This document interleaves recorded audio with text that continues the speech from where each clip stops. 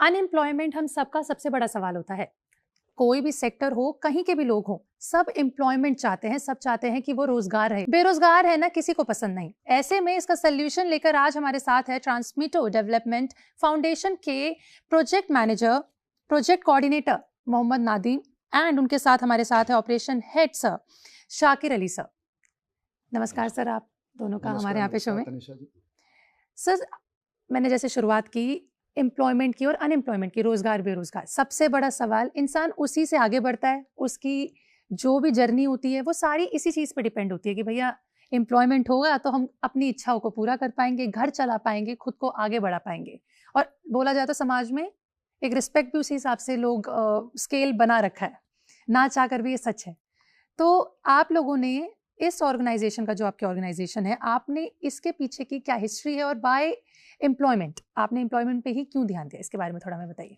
दरअसल तनिषा जी, मैं आपको बता दूं, और ये बात जग जाहिर है, सभी लोग जानते हैं कि नौकरियां उतनी नहीं हैं जितने आप सोच रहे हो, और उससे ज़्यादा बेरोजगारी है। तो सबसे बेहतरीन तरीका है सेल्फ एम्प्लॉयमेंट, यानी कि स्वरोजगार।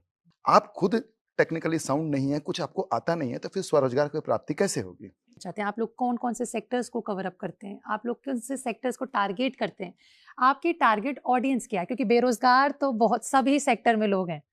आप इतने बड़े सेक्टर में हर एक को कवर अप करना बहुत मुश्किल है, और अगर ऐसा हो रहा है तो लाजवाब बात है। तो इसके बारे में थोड़ा बताइए।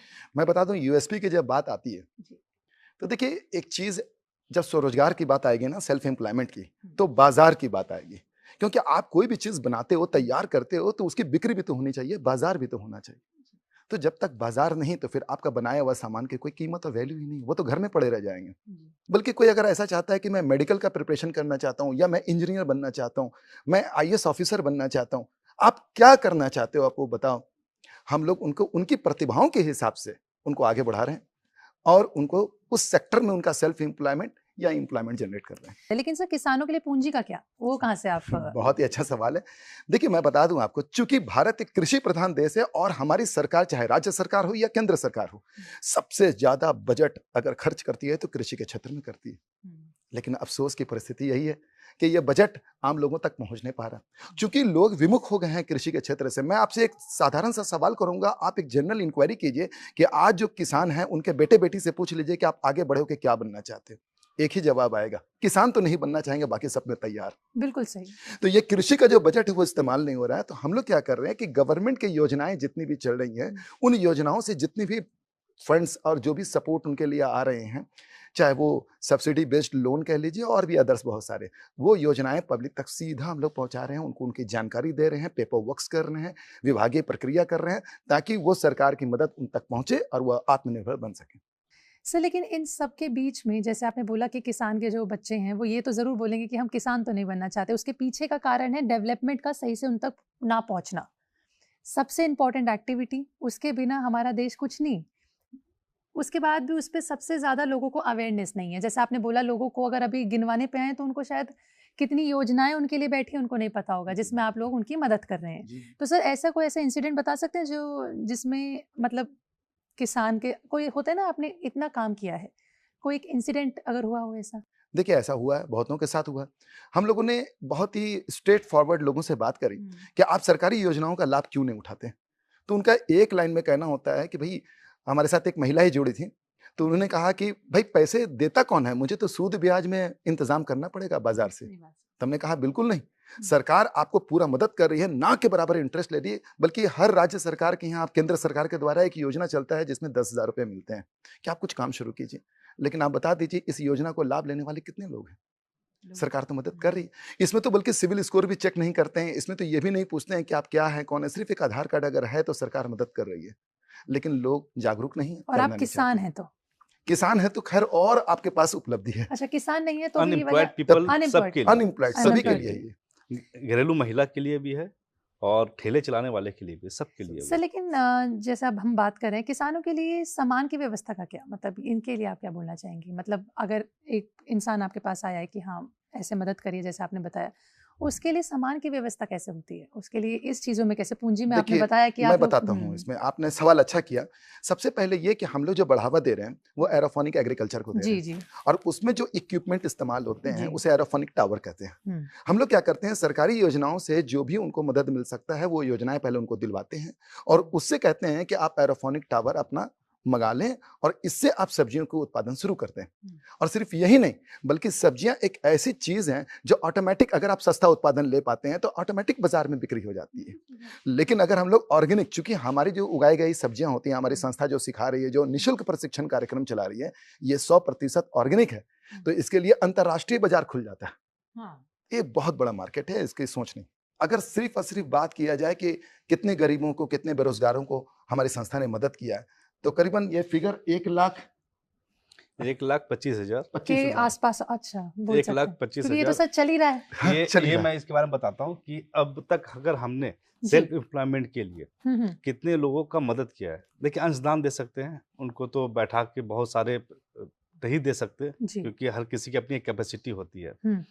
तो अभी तक हमारी संस्था ने 1,25,000 के आसपास अनएम्प्लॉयड पीपल को, बेरोजगारों को एक सहायता राशि दी है, जिससे कि वो स्वरोजगार की तरफ आ सके, कुछ छोटा मोटा ही सही शुरू कर सके, और इस बेरोजगारी के जो एक धब्बा लगा है उससे बाहर आ सके एटलीस्ट।